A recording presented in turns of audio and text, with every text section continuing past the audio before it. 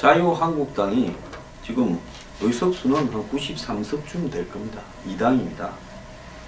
존재감이 별로 없는 바른정당보다 자유한국당이 친박의 지지자들을 태극기 집회 국면에 탄핵 과정에서 걸고 모았어. 당 지지율은 12% 안팎이 나오고, 본인들은 그래도 바른정당보다는 활기찬 경선을 하고 있다, 이렇게 말할지 모르겠는데요. 자, 26일 실시한 그저께 자유한국당 경선에서 책임당원 현장 투표율이 18.7%를 기록했습니다. 선거인 18만 1473명 중에서 3만 4천명 정도만 참가했습니다. 역대 최저라고 평가받은 2012년 대선 경선 당시 41.2%의 절반에도 못 미쳤습니다. 투표자가 그때는 8만 2,600명이었습니다. 자, 근데 이번에는 3만 4천명. 자, 한국당은 2007년 경선 투표율은 70.8%고 2002년 때는 51.3%였습니다. 보수의 앞마당이라고 하는 대구, 경북 TK 지역도 경선 투표율이 올해는 경북의 25%, 대구의 18.6%에 불과했습니다. 자, 한마디로 이 보수가 거의 맛이 가고 있다, 이렇게 봐야 되는데요. 보수가 위기라면 보수를 이렇게 구원하려고 보수 지지자들이 결집을 해야 되는데, 한국당이 탄핵 과정에서 골수 친박의 덜미가 잡히는 나머지 합리적인 온건 보수 당원들은 투표를 사실상 보이콧 해버렸습니다. 자, 이번 투표 또한 아마 강성 친박 당원들을 중심으로 이루어졌고요. 지금 자유한국당은 사실상 도로 친박당으로 가고 있는 측면도 있다는 겁니다. 그나마 홍준표 후보가 그런 부분들에서 좀 견제를 하고 있지만, 사실 홍준표 후보가 대표가 될 가능성은 많습니다. 그렇지만 홍 후보 또한 그런 이 도로 친박 성향에서 크게 자유롭지 못할 거다라고 이렇게 보이는데요. 더불어민주당이나 국민의당은 정권 교체의 열망을 타고 한마디로 이 경선 대박 등 흥행이 지금 성공하고 있는데, 이 한국당은 책임 당원들만 상대로 국민 경선은 엄두도 내지 못하고 투표를 했는데, 그 중에서도 또 소수만 투표를 했다는 겁니다.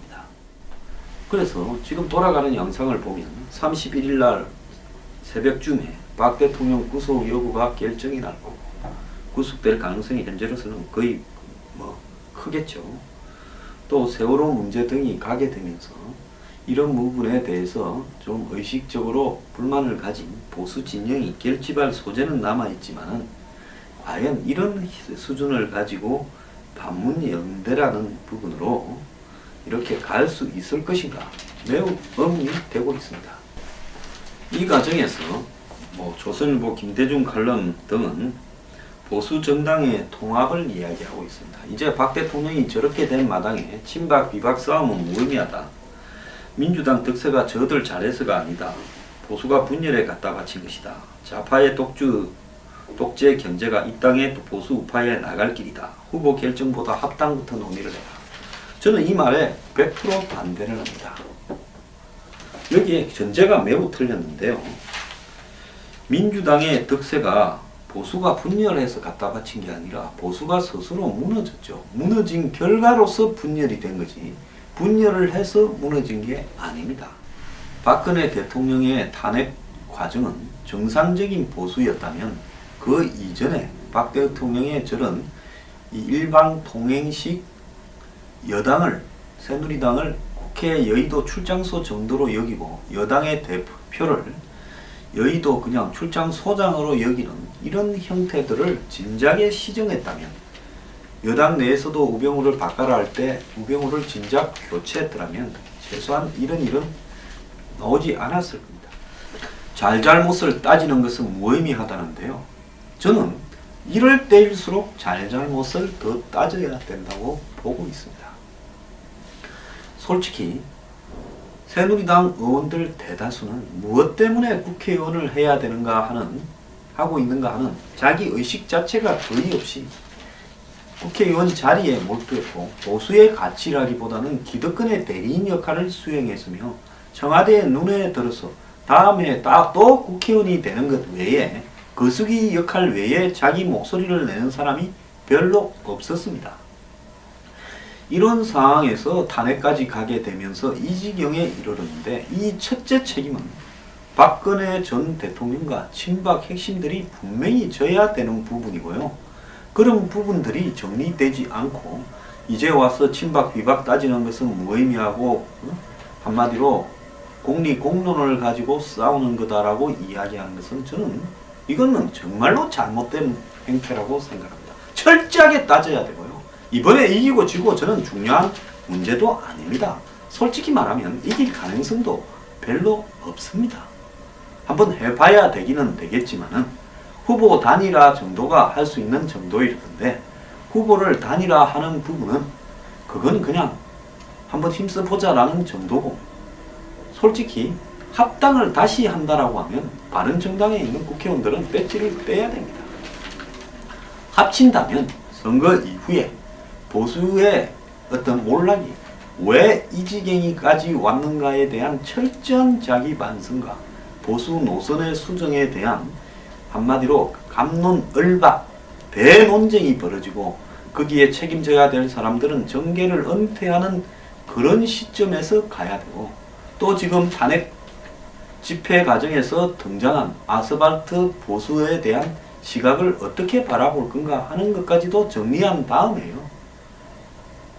그 다음에 이 모든 정리되어야 될 부분들이 정리되고 난 다음에 통합하든가 말든가 하는 부분인데 통합을 해도 망할 거고 안 해도 망할 것 같으면 안 하고 망하는 게 저는 낫다고 보고 있습니다.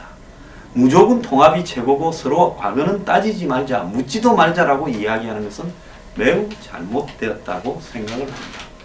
다만 문재인 후보가 안보관을 그리고 우리 한국의 존립의 근원인 한미 동맹 문제에 대해서 지금 불명확한 처신을 하고 있기 때문에 문재인 후보를 막기 위해서 잘잘못을 따지는 것을 유예하고 단일화 논의부터 우선 해보자 라는 부분은 그런 논의가 있을 수 있겠지만 지금 와서 묻지도 따지지도 말고 무조건 하나가 되라고 이야기하는 부분은요.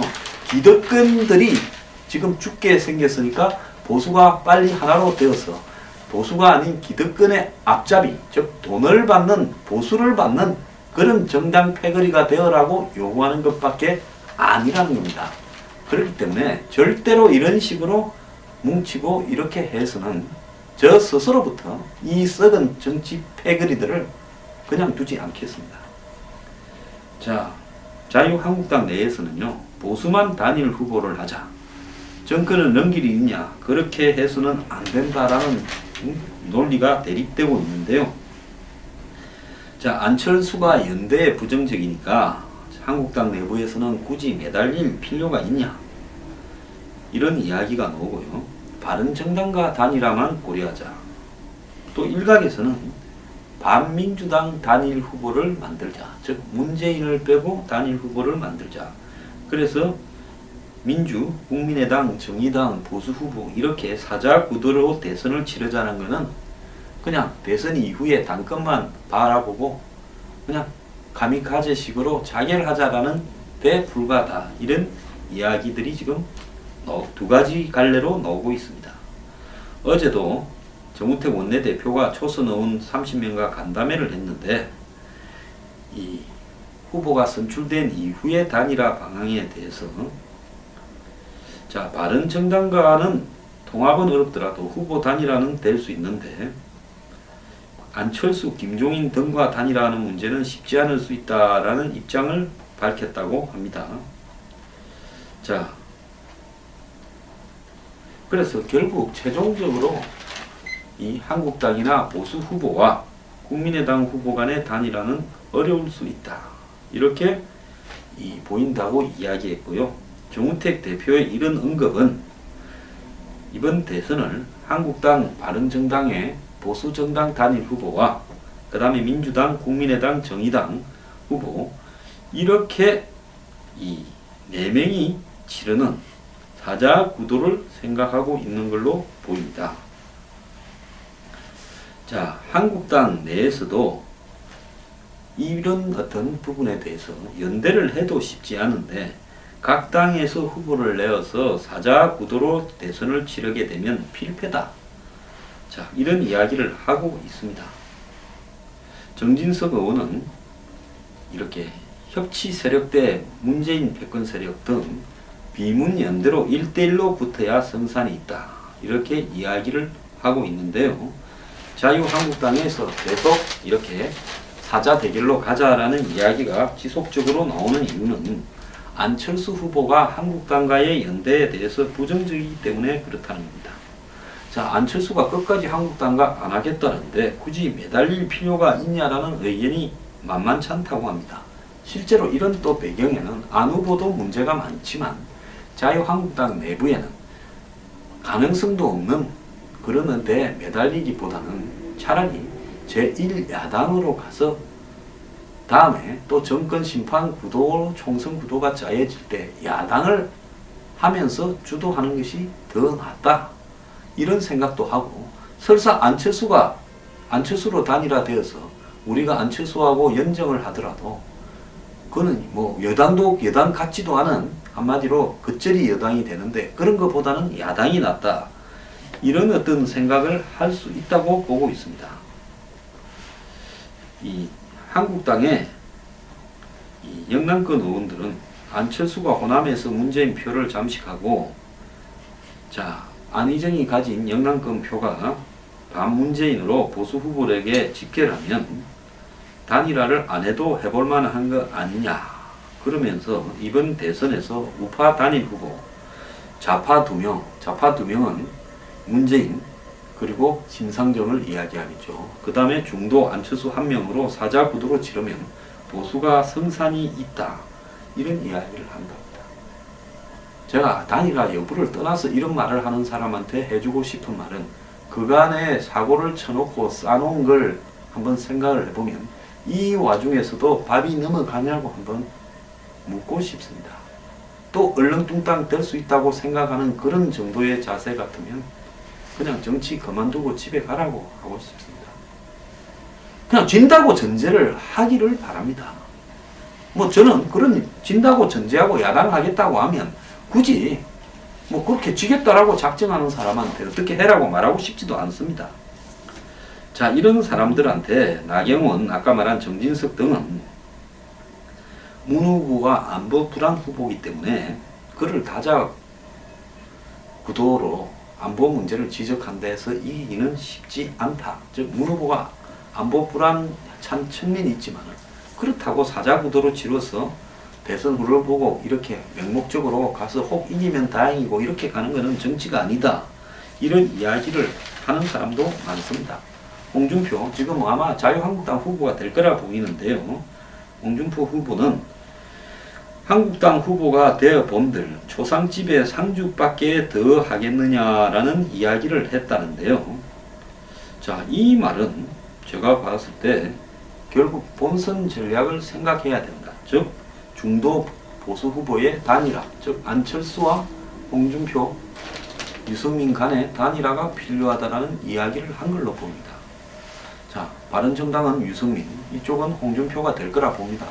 그러면 두 사람이 단일화를 하게 되면 뭐 지금 5% 대 12%면 합치면 17, 안철수는 한 20, 오자 대결했을 때 여론조사 지난주 갤럽 겁니다.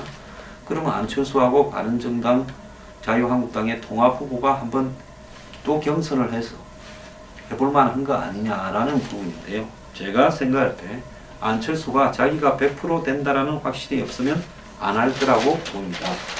그래서 이런 어떤 부분을 묶어내는 부분이 명확하게 이 개헌이나 연정이나 임기 단축 이런 합의들인데요. 안보를 앞에 세우고요.